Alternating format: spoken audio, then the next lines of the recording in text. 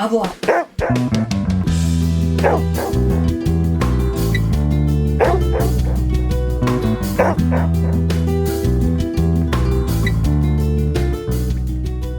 Welcome back to another episode of Fit Pet Boston Talks. My name is Leah Lori, and I am the host of the show. And today I am joined by my spouse, Lori. Hello. And, preemptive hello. Sorry, I missed my cue. Sorry. And we are going to talk a little bit today about what to do if your dog ingests something that is poisonous or could be poisonous to them.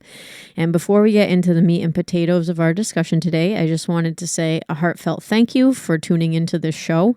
It means the world to us that you are spending your precious time listening to us go on and on about dogs and other related subjects.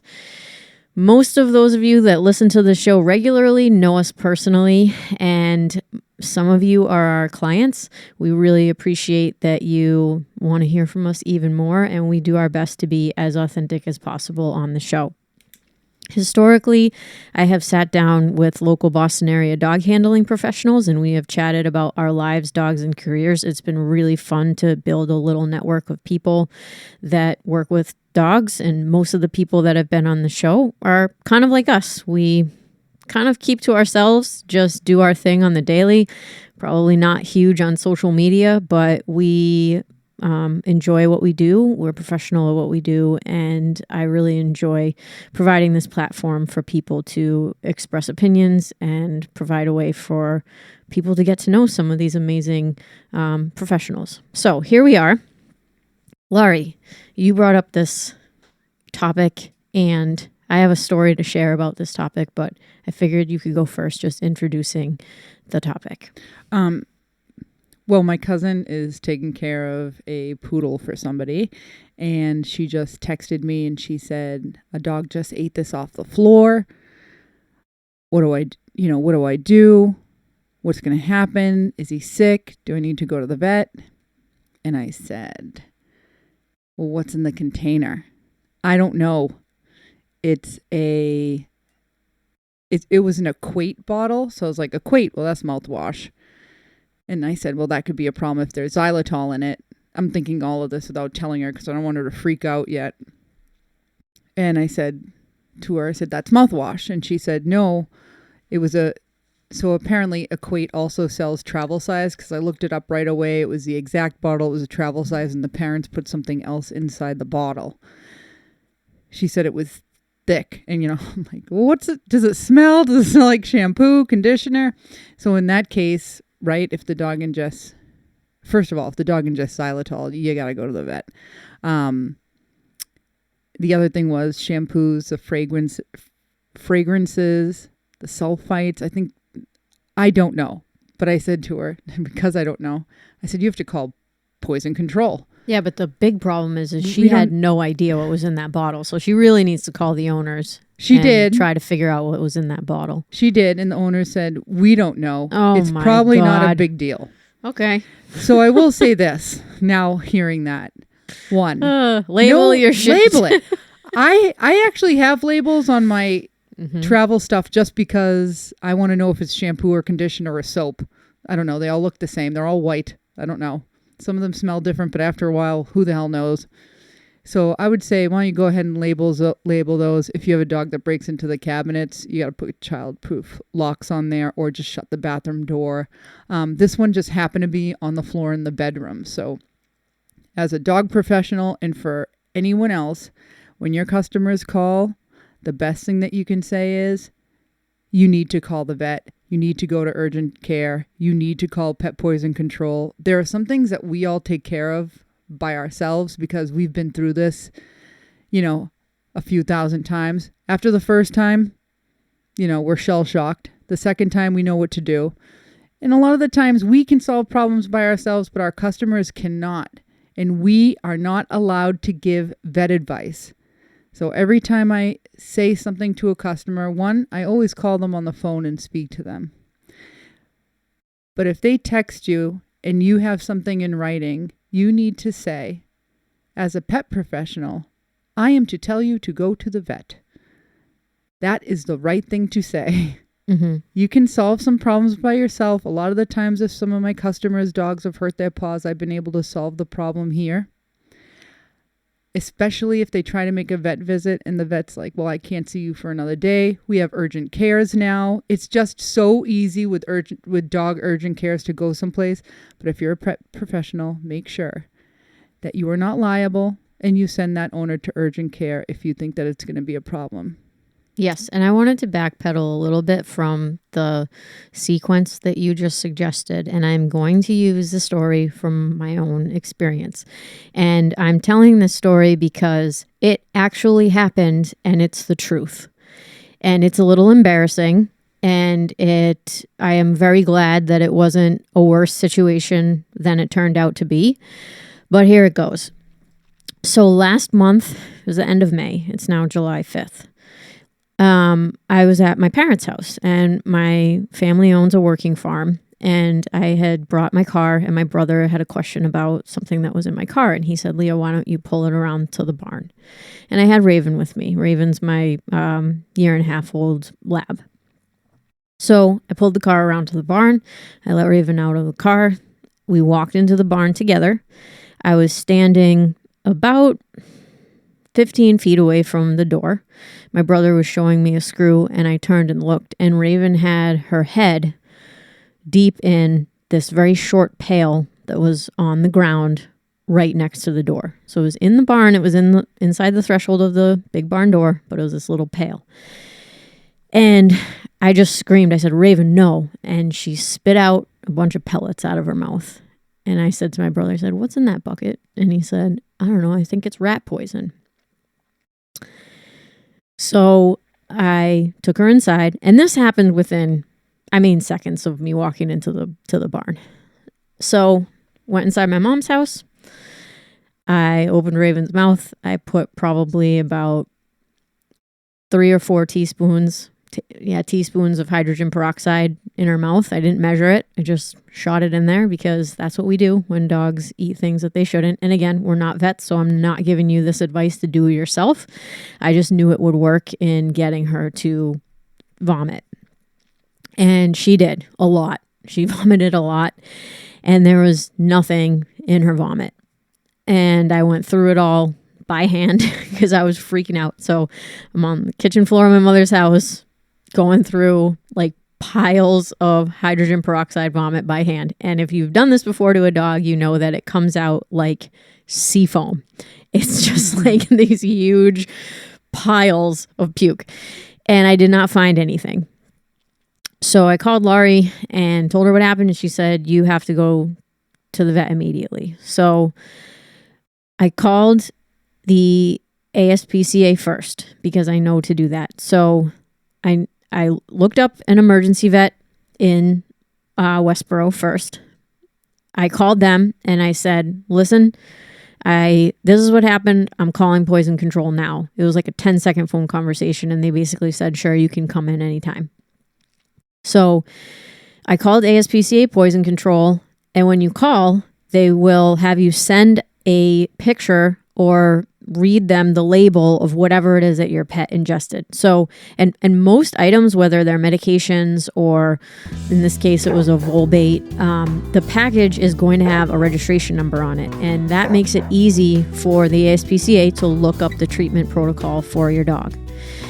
The reason why I'm telling you to call them first is because if you do go to the vet first, the vet calls the poison control, and the vet actually gets their treatment protocol from the ASPCA poison control. So you can take a step away. You can skip a step rather if you call the ASPCA poison control yourself. You have the treatment protocol, you have to pay. And I think it was $90 just to talk to this woman and get the treatment protocol. They will have a treatment protocol on file once you pay. So when you get to the vet will call the ASPCA, give them the case number, and then the vet will know what the treatment protocol is. So that's what I did. I drove her over to Westboro. There's a pet medic clinic there. If you're in New England, there's this new company that's open up called Pet Medic. They're like an urgent care, and it's amazing because you can just make an appointment day of. The copay for the visit is higher than your regular vet. Otherwise, it's primarily the same care. We've had a really good. I've had many good experiences. Really good at experiences the Burlington there. one. Really nice people too. They're cool. I was at the one in Westboro, Massachusetts, if you're not from here. And when I went to the vet, she gave me 2 different treatment protocols. She said, okay, you made her vomit. There was nothing in her stomach. I'm going to make her vomit to make sure there's nothing in her stomach. And she said I could either give her the antidote or wait 2 days, take a blood test. And if there was, if her blood levels were off, give the antidote.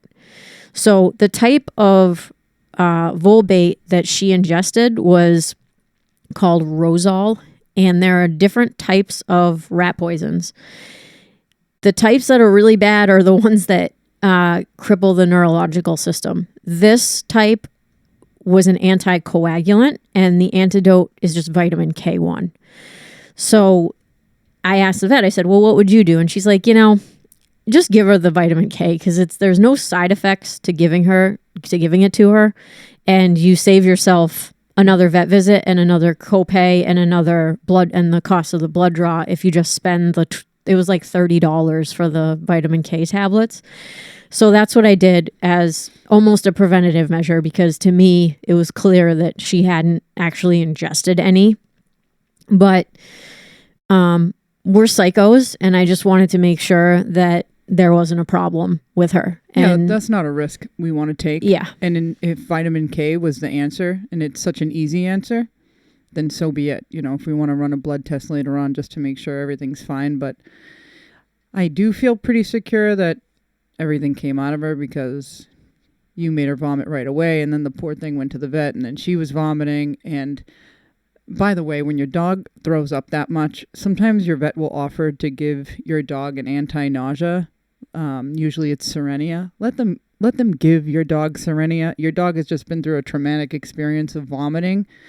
It's not the vet trying to make you spend more money. If you threw up that much, you would want something to calm your stomach as well. Also, vomiting is not always the answer for certain things that happen. Another good example is Ruben, who chose not to go into the trash until the age of 4. So my parents had a trash bag in the middle of the kitchen floor, like they were ready to bring it out to the trash barrel. And she had made sausages, like every good Italian, made some meatball and sausages, and they had foil. So they ripped the foil off the pan that had all that amazing grease, and it went inside the trash bag. I was at rally. Leah sends me a picture.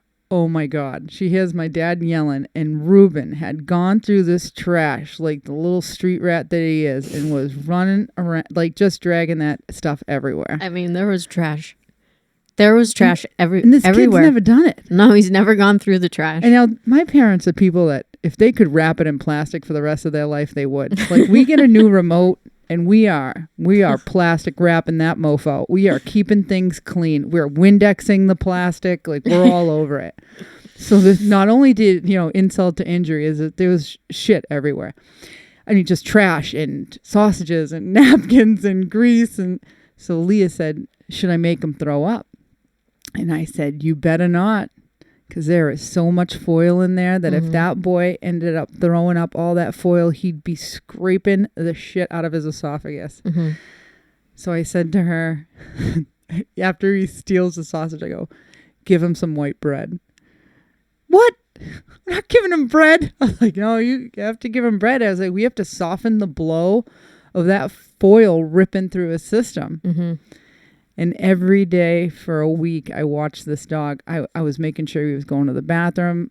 Again, guys, this is a situation where if you should go to the vet. Yeah. If you're not totally. Us. You go to the vet, and what they do is they x-ray the dog. They see all those little foil dots. They see if anything's in there. I don't know if they would make... I later on asked a vet if I did the right thing, and they said yes. Because you just, like I said, the scraping that would have occurred would have caused more damage. So I was just offering the foil, something to push it out softly. And I will tell you that for a week, that dog was pooping out foil. Like, yes, it was like It was Christmas. terrible. It was like tinsel. Yeah, that was son awful. of a gun. So again, if that's a pet parent, you tell them. You go right to the vet. Yep. And you deal with that. Another thing too that, this is a conversation I had with my dad this morning. We noticed some mice around. Specifically, I saw a dead rat in the vicinity of my house, which is disgusting, and it makes me want to bleach myself. And Dad goes, well, we should put out some poison. And I'm like, Mamma mia. No way. No way. I said, Dad. No. I said, don't you get it?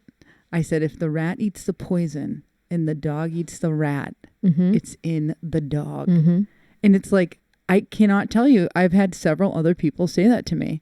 No. If you have dogs, you cannot put any type of poison in your house. Start blocking holes. Start putting out mouse traps. Do what you can.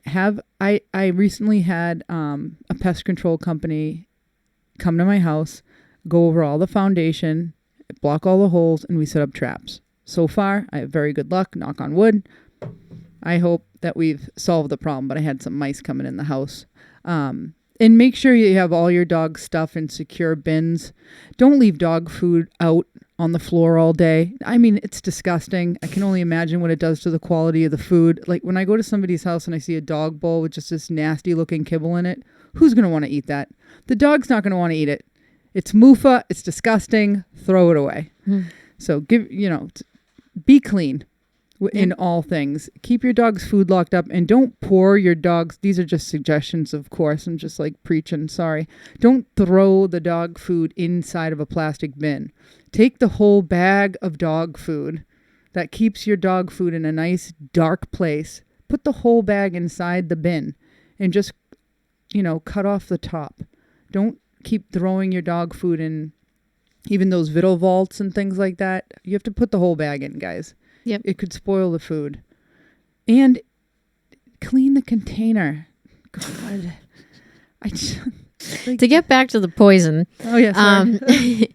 Sorry. There are other things that you might not assume that are dangerous for your dog to ingest. And this is something that is covered. Again, I know I talked last time about the pet CPR course, but this is something that a good CPR course and first aid course will cover as well.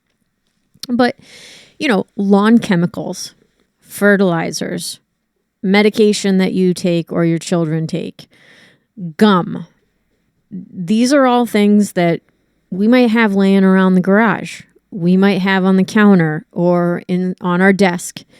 And if it falls on the floor, if I dropped a piece of gum on the floor, my dogs would be curious about it. I don't necessarily think they would eat it, but a very small amount of xylitol is like really bad for your dog. And just knowing what is poisonous to a dog, I think is a good thing to know if you're an owner. And I wanted to share the story with Raven because obviously we have a lot of experience, right? Obviously, I didn't mean to put her in a situation where that would happen. I didn't think that there would be a very small pail of, rat poison just hanging sitting out in the barn. right? But my family doesn't, they don't have farm animals, and it just probably somebody mindlessly just put it down, after they were done using it. And luckily I was right there. I kind of saw the whole thing happen and I could be really on top of it. But if it can happen to somebody like me, I can only imagine that it could very easily happen to somebody that maybe doesn't know as much or has as much experience. So I wanted to share that just as a real life example and give some advice about how to deal with it if something like that does happen to you. I'm not suggesting that you shove hydrogen peroxide down your dog's throat. I do that because I know the amount that it will take to induce the vomiting. I know when an appropriate time is to wait, because sometimes it takes like 10 minutes and that's the longest 10 minutes of your life when you're just waiting there. I mean, not literally, like there are worse things in the world, but when you're just waiting there looking at the dog being like, oh, really hope she pukes soon because I don't want to have to give her more of this, because you can poison your dog with hydrogen peroxide too, if you give them too much. So, again, I really just wanted to share that, to be open, because this is life and stuff like this happens. And I'm very lucky to have the resources to, be able to pay for the poison control hotline, because if you don't pay for it at the end, they don't make a case number for you and the vet can't call and get a treatment protocol for your dog. So, there's that. And then being able to bring my dog to the vet to get that care, takes means. So I'm lucky to be able to do that. So I wanted to share that, just again, to be open and honest and give advice about what you can do. And especially knowing that you need to call the hotline first, because your vet is just going to do it anyway once you get there. It can really save a lot of time, because I was able to walk into the clinic. I gave them a piece of paper. I say, here you go. And then I just walked right into the exam room and we started. She was seen right away. So I think that covers I wanted to everything. Another thing too with that topic. Yeah, with dogs being outside so much is just be careful for mushroom ingestion as well. Yeah. There is I'm bummed I can't find it. Are you looking for like a chart? No, there's on Facebook there's a mushroom identifier page. No, I'm serious. That's actually cool. Yeah. And oh my God, I wish I could find it, guys. I'm sorry, I'm so ill prepared. That's okay. But if your dog eats a mushroom, they will identify the mushroom, even if you pull it out of the puke, and they'll tell you rinse it off and show me a picture of it. They'll ask you to show the underside of the cap, the stem. Mm-hmm. And there are vets that go on this page and they said, I have a dog here right now. This is the mushroom. This is what it looks like after the vet induces vomiting. They'll say, and like I said, you shouldn't always induce vomiting, people. You better go to your vet. They have you take a picture of everything. They identify the mushroom, and then they're able to give the medicine that's needed for that mushroom, or to even see if it's toxic. Because some mushrooms will just cause the explosive diarrhea, if you will, which is just a wonderful, loving phrase all dog people give. Most mushrooms will do nothing, and then it's like there's the one that causes like death. It's like, I know. It's horrible.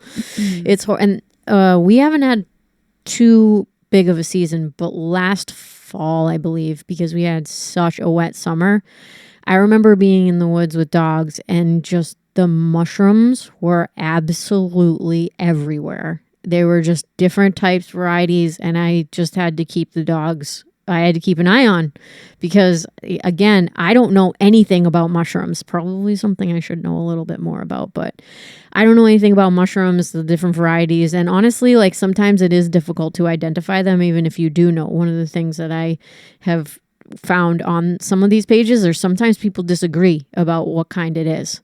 And you kind of have to go through the comments and see, verify, because it's sometimes difficult to identify them. They'll have 4 or 5 experts, and then they'll say case closed, identified. And the pages on Facebook, it's called Poison Help, Emergency Identification for Mushroom and Plants. Cool. I'm going to put that in the show notes. Yeah. And I love it. I mean, it goes through berries. I mean, some of these people, they're like, oh yeah, I was outside picking mushrooms for my mushroom salad and I ate this and now I'm starting to feel sick. I'm like, what kind of a tool are you? Going in the wilderness, picking out some shrooms and then eating it, saying you're going to throw up. And then they take a picture of the thing they already ate. Oh my God. Oh my God. These city girls die in the woods. Like every time it comes down to that. Yeah, that's not cool. I ate these berries or one lady was like, my kid came back with berries in his hand and he ate some. Is he going to die from this? Oh my God. Just go to the grocery store. Go to Market Basket. No, picking your stuff out in the woods. What do you expect is going to happen? Yeah, too dangerous. And they look disgusting, some of these mushrooms, and they cook them. Like, it doesn't even look like it's going to be a good thing. Yeah. Anyway. I know. I honestly, I'm not a mushroom girl. I got to say. I've tried to like them because I feel like they are supposed to be good for you, but unless they're like sauteed in a lot of butter. And I remember my grandmother, she would like leave them out on the stove in like a cast iron pan like all day after she'd cook them. And then like reheat them to put on steak or something. And they were actually delicious. But she's from like the old country, so she has a different way of preparing food sometimes. But yeah, I would never just pick a random mushroom and be like, oh, dinner. Yeah. No. Unless it was like garden salad, some sort of apocalypse, and that's the only thing available. Don't want to, and I'm still looking at this page. Cool. Is there anything else that you feel like we might have missed on the poison control part? Yeah. It's a tough subject because I think when people do have bad experiences, they are very reluctant to share them because it's heartbreaking if your dog gets hurt or something worse. And it's always our fault, right? If they eat something that they're not supposed to because we weren't watching them. Guys, I've had some doozies. I mean, well, Tucker ate an entire burrito one time. When I was driving the Element, I did induce vomiting, and he did eat a ton of foil, and I did not care. I brought him back here. Don't you remember? Yo, I remember. You were mad because it was, you said this is my fault. I had a dog eat a Sharpie cap, and I was pissed because I didn't put him in a crate inside the car, and I was like, I heard it crack, and I go, oh no, and all I found was the marker part, and it was rest in peace, Bear. Oh, guys, I was there when it came out the other end. I'm so happy. Oh, it hurt. I'm sure it hurt because he was bleeding because this cap opened up to like, it's split. Yep. Like a sun that you would draw on a piece of paper like, with all the lines shooting out. The cap had broken out and just like flowered out. Because you probably chewed it. Yep. And it came out, but I saw it. And another time I had my earbud in. I was outside in the dog yard and I couldn't find it. I am flipping out now because I dropped it, and who was here? Nero. Oh, he eats everything. And those damn Portuguese water dogs. Who's he a relative of? Tucker. They eat everything. We're calling out dogs on the podcast, but their owners know if you're listening. I ran outside. I found, and they're sweet dogs. They really are. They're awesome. This stuff happens. Even I was berating myself because of this. I was searching the ground, the rocks, everything. I found the piece of the headphone. It was the one that like wraps around the ear. I found the piece, and I found the little like battery part. Thank you, God, I found it. And then I was washing down the cement in the dog yard, and I found the one piece I couldn't find. So he didn't get any of it. Thank God. I just,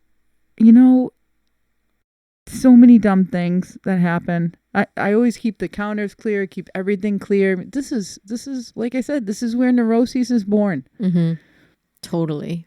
Because they get a hold of stuff. And it's even, me dropping my headphone that day, Leah leaving her burrito there, and, Tucker got a hold of it. Ruben, who's never gone near trash, and then he's going in, what are you doing, brother? Like, why are we doing this? Mm-hmm. And it's constant. And I did correct him for that. I left the trash out again, and I thought he would never go near it with me there, right? And who knows what Rosa and Augie cooked, and it was in there again. So I was shocked.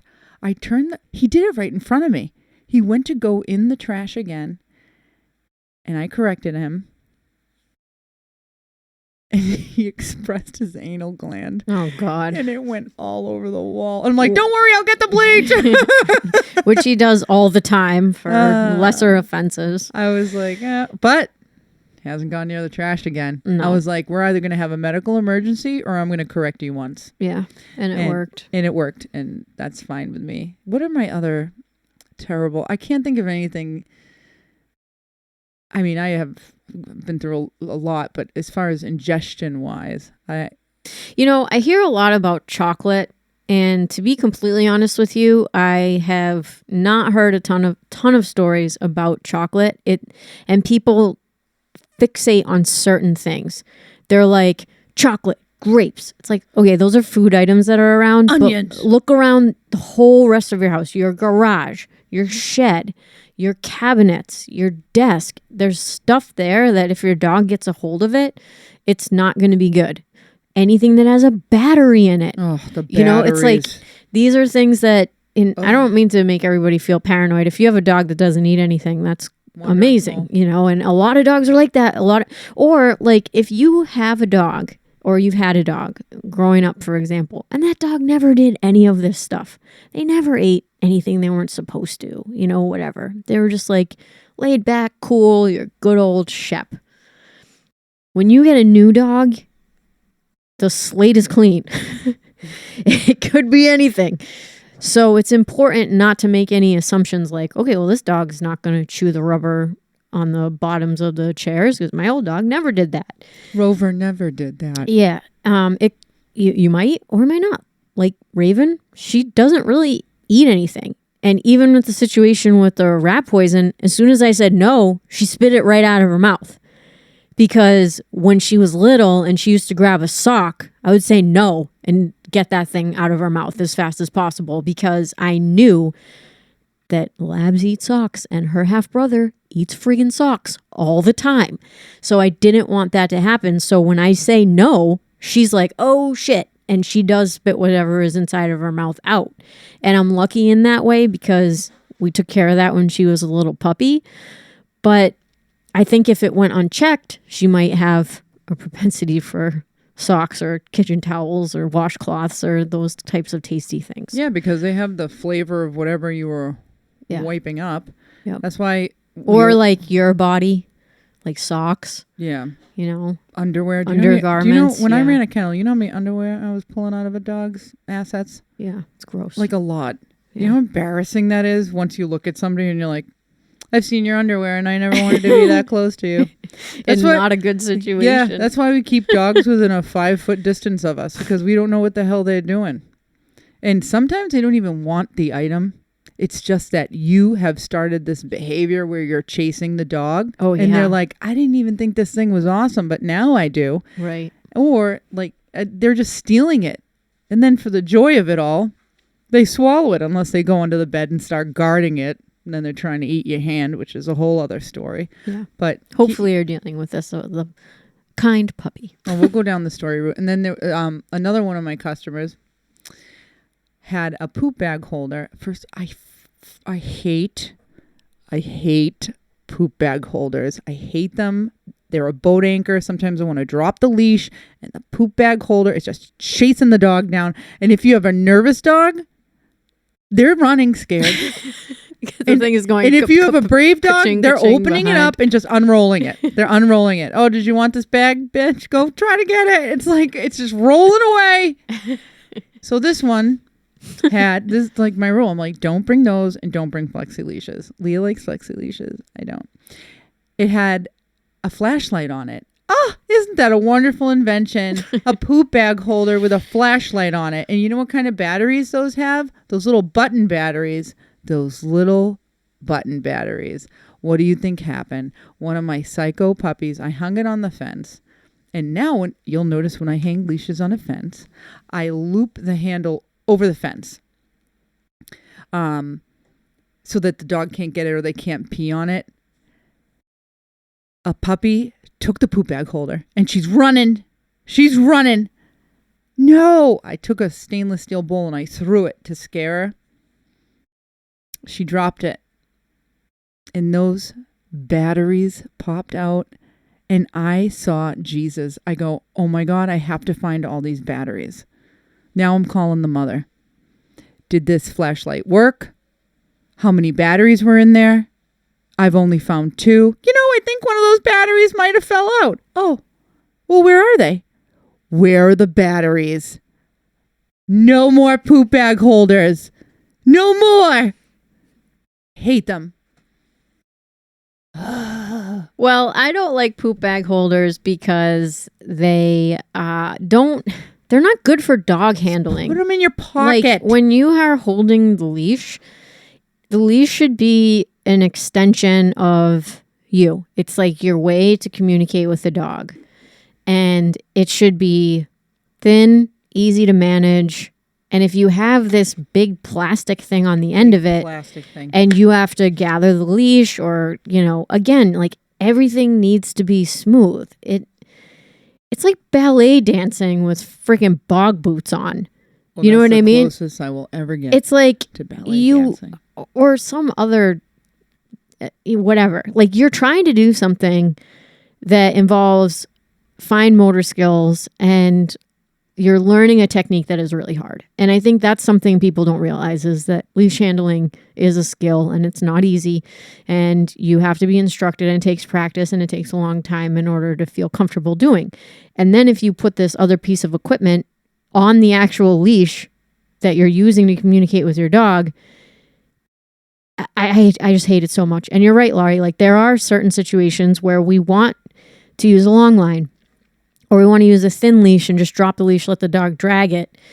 And if you have something attached to it and that thing's bouncing and banging around behind the dog, it can spook the dog. But it just, in effect, is totally useless for that application. If you're trying to, do something else with the leash, like just drop it and walk alongside your dog. Fancy stuff. Then the boat anchor leashes and like they don't even fit your hand. Why are you getting these 6 foot wide leashes or these ropes? Oh, and then the people that let the dog bite the leash when they're walking. Oh, I hate it so much. But then they have these really, did anyone see the new, I'm talking to the crowd. Can you hear me? The leashes that are made out of the fleece tug toys. Have you seen those, Leah? No. And so the dog starts biting it, but it's the leash. I just don't see anything good coming out of that. Somebody may disagree with me. I think somebody's making money off of that, and that's why they keep doing it. Just get a tug toy and stick it in your pants. Like the rest of us. Come on. Put it in your damn pocket. Yeah. Stick it in your armpit. Did you see the new, I saw an advertisement for dog walking pants with several pockets. You mean like cargo pants? No, like Lululemon, but they weren't Lululemon, but Lululemon-esque dog walking pants. Then they have this chick walking across the screen in her fancy pants. I'm like, nobody looks that good when they're walking dogs. I'm telling you right now, I told you, I said it before and I said it again. If you have somebody taking care of dogs, you need them to look frazzled and exhausted. And I fit the bill. I need a little bit of nerve. If you're relaxed, you're not watching somebody. You're not. I need you to count. Count how many dogs. Is everyone inside? Go outside, check again. Are the gates closed? Why don't you check the gates again? Did you check? Did you recheck? Did you check again? Did you write everyone's name down? Why is the number different? I know. Oh. I know. Ah! I know. It's, if you care, it's hard on the nerves. That is for sure. Yeah. All right. I just wanted to say once again, thank you so much for tuning into the podcast. If you're into what you're hearing, please share it with your friends. We are trying to release an episode on Fridays, so this is going to be a late release during the day, but we very much appreciate you sticking around, and we will see you next time. Thank you.